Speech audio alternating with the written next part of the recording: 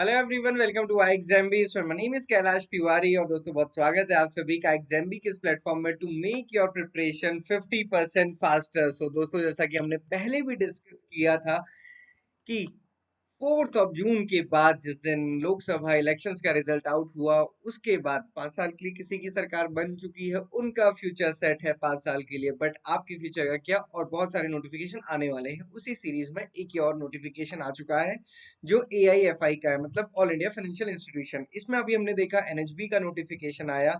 Similarly अभी नेफिट का notification आ चुका है। इसके बाद नाबार्ड का नोटिफिकेशन एक्सपेक्टेड है, RBI का नोटिफिकेशन एक्सपेक्टेड है, सेबी का नोटिफिकेशन चल ही रहा है। सो उन स्टूडेंट्स के लिए जो रेगुलेटरी बॉडीज और ऑल इंडिया फाइनेंशियल इंस्टीट्यूशंस को या फिर बैंक एग्जामिनेशन को टारगेट करते हैं, उनके लिए बहुत सारे एग्जामिनेशन आ रहे हैं और आगे भी आने वाले हैं। सो ऐसे में आपको हर टाइम प्रिपेयर रहना है। आज हम डिस्कस करने वाले हैं नेप फिट के बारे में। बहुत सारे स्टूडेंट्स कहते हैं कि सर पता नहीं है कैसा होगा, बाकी बच्चे तो प्रिपेयर करते नहीं है। सो अगेन मैं आपको एक चीज बता देता हूँ, it doesn't matter what others are doing, matter तो वही करता है कि आप क्या कर रहे हैं। क्योंकि लास्ट ईयर जो ये बच्चे थे, इन्होंने भी कुछ अलग किया। इन्होंने वो नहीं किया जो सब सोच रहे थे। सब क्या सोचते हैं, सर एक वैकेंसी है, हम भरे कि नहीं भरे, सर दो वैकेंसीज है, भरे कि नहीं भरे। बट अगेन, एक वैकेंसी भी है ना तो भी भरिए। आपको कॉन्फिडेंस होना चाहिए अपने आप पे, अपनी मेहनत पे, सिलेक्शन आपका डेफिनेटली होगा। सो हम डिस्कस करेंगे नोटिफिकेशन को कि नोटिफिकेशन में क्या क्या चीजें हैं। साथ ही साथ आपको सारी चीजें ये भी समझनी है कि कुछ भी हो, बस आपको अपनी प्रिपरेशन पूरी रखनी है। ओके, सो नेफिड है नेशनल बैंक फॉर फाइनेंसिंग। एक सेकेंड, यस। तो ये नेफिड का नोटिफिकेशन है, national bank for financing infrastructure and development, NaBFID. अब नेफिड क्या है, ये रेगुलेटरी बॉडी नहीं है, पहले ही मैं आपको बता देता हूँ। ये under the regulation of RBI ही काम करती है। और ये क्या है, all India financial institution for the infrastructure development. अब आप देख सकते हो ये जो सारी पिक्चर्स दिखाई, इससे क्या समझ आ रहा है कि ये इंफ्रास्ट्रक्चर के लिए काम करता है। देखिए, इन्होंने यहाँ पे मेंशन किया है, if you have a strong passion for continuous learning and aspire to excel in the merit based environment that fosters innovation and excellence, तो आप इसको विजिट कीजिए। अगेन, जॉब वो है जिसमें 1,20,000 प्लस सैलरी से शुरुआत आपकी होगी, अलाउंसेस डिफरेंट। तो डेफिनेटली एक अच्छी जॉब है। कब से कब तक ये होगा, 10 जुलाई से नोटिफिकेशन या फिर ऑनलाइन एप्लीकेशन, यानी कि कल से आप स्टार्ट कर सकते हैं। लास्ट डेट है 30 जुलाई। और जो एग्जामिनेशन का मंथ है वो अगस्त ही है, तो बहुत ज्यादा टाइम नहीं है। आपको बस फॉर्म फिल करना और अपनी जो पढ़ाई करनी है, बस वो उसमें लगे रहना है। ओके, डिटेल नोटिफिकेशन देखना, यहाँ पे सारी कुछ मेंशन किया गया है कि ये रेगुलेटेड और सुपरवाइज्ड होती है as a all India financial institution by RBI। Okay, analyst grade यहाँ पे बोला जाता है।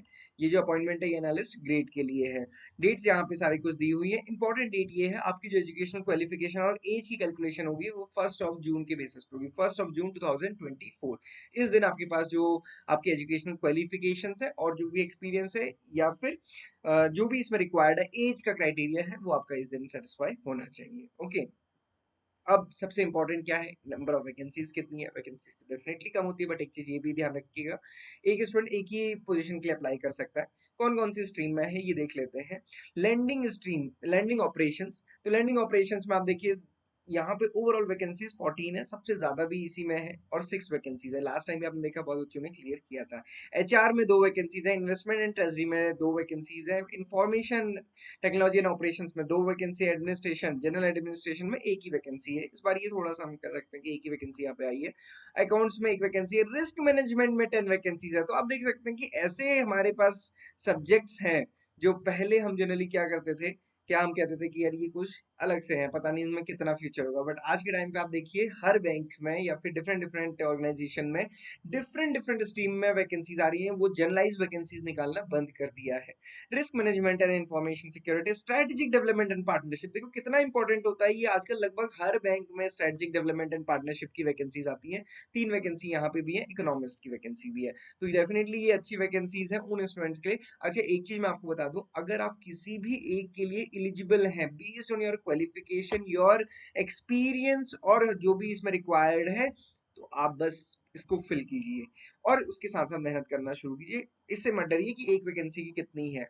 आप एलिजिबल हैं तो आप जरूर भरिए, बहुत चांसेस हैं कि सिलेक्शन होने के। क्योंकि अगेन, अगर हम वही सोचते हैं कि जो सब करेंगे हम वही करेंगे, तो अगेन मैं आपको बता दूं कि सब तो इस चीज को टारगेट नहीं करेंगे। तो ये चीज आपको ध्यान रखना है। ओके, आगे देखते हैं बाकी एलिजिबिलिटी क्राइटेरिया या बाकी सारी चीजें क्या है। नोटिफिकेशन आप देख सकते हैं, हम इसको डिस्क्रिप्शन बॉक्स में भी दे देंगे। एलिजिबिलिटी की जो डेट है वो 1 जून 2024 है।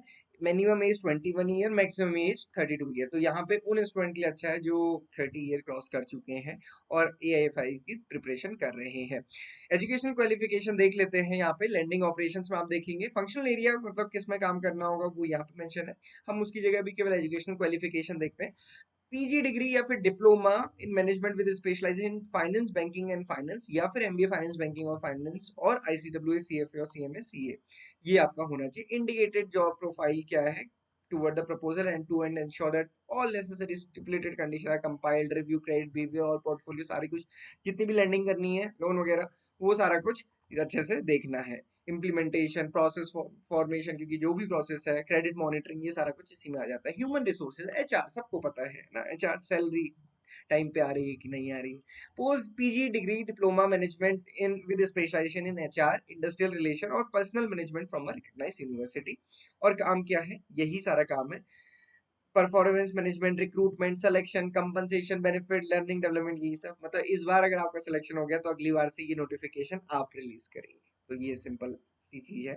देन इन्वेस्टमेंट एंड ट्रेजरी, तो अगेन नाम से ही हमें समझ आ रहा है कि इन्वेस्टमेंट एंड ट्रेजरी मतलब बैलेंस शीट से रिलेटेड है, जो फंड है उससे रिलेटेड है, उसके मैनेजमेंट से रिलेटेड है। PG diploma in management with specialisation in finance और in forex, MBA finance banking और फाइनेंस, या फिर ICWA from recognised university. Certification और ट्रेजरी या फॉरेक्स में है तो अगेन बेनिफिट मिलेगा। Okay. Information technology and operations में आप देखेंगे तो MCA, MTech और ME, या फिर PG degree in computer science, computer engineering, AI&ML, software engineering, IT, telecom from recognised university. बाकी काम क्या है, IT से रिलेटेड जो भी वर्क होता है, cyber security, management information system, ये सारा कुछ MIS वगैरह सारा कुछ मेंटेन करना। देन एडमिनिस्ट्रेशन, एडमिनिस्ट्रेशन मतलब जनरल एडमिनिस्ट्रेशन, ओवरऑल काम। फैसिलिटी मैनेजमेंट क्या है, वेंडर मैनेजमेंट क्या है, प्रोक्योरमेंट कैसे करना, प्रोटोकॉल सर्विसेज क्या है। तो अगेन इसके लिए क्या है, PG डिग्री होनी चाहिए आपके पास किसी भी डिसिप्लिन में from a recognised university. Post graduation यहाँ पे मांगा हुआ है। डिजायरेबल क्या है, प्रीवियस वर्क एक्सपीरियंस आपके पास होना चाहिए in administration depth of any government organisation and first and experience of working with the GEM excellent verbal and written communication skill. तो ये आपको ध्यान रखना है, वर्बल और रिटन कम्युनिकेशन स्किल आपके अच्छे होने चाहिए, एग्जामिनेशन के टाइम पे भी आपका पता चल जाता है। ओके।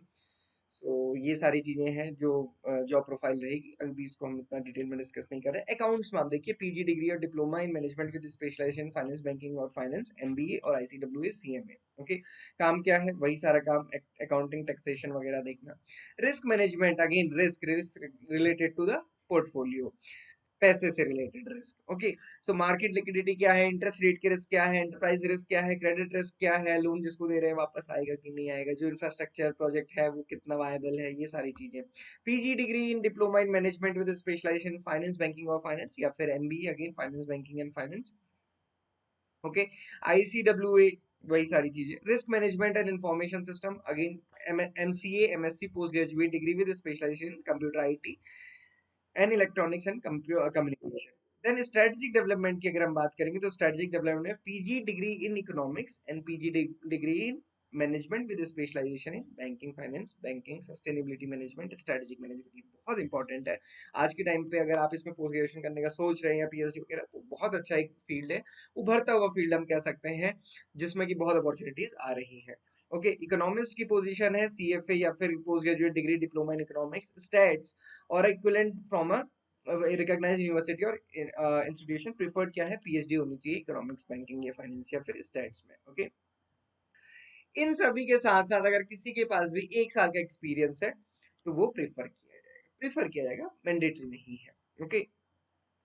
देखो बाकी यहाँ पे रूल्स एंड रेगुलेशंस लिखे हैं, बाकी आप देख सकते हैं। रेगुलर होना चाहिए, फुल टाइम होना चाहिए फ्रॉम रिकॉग्नाइज्ड यूनिवर्सिटी बोर्ड वगैरह से, है ना। Regulatory bodies and final result should be declared as on before 1 June 2024। ये चीज आपके पास होनी चाहिए। ओके।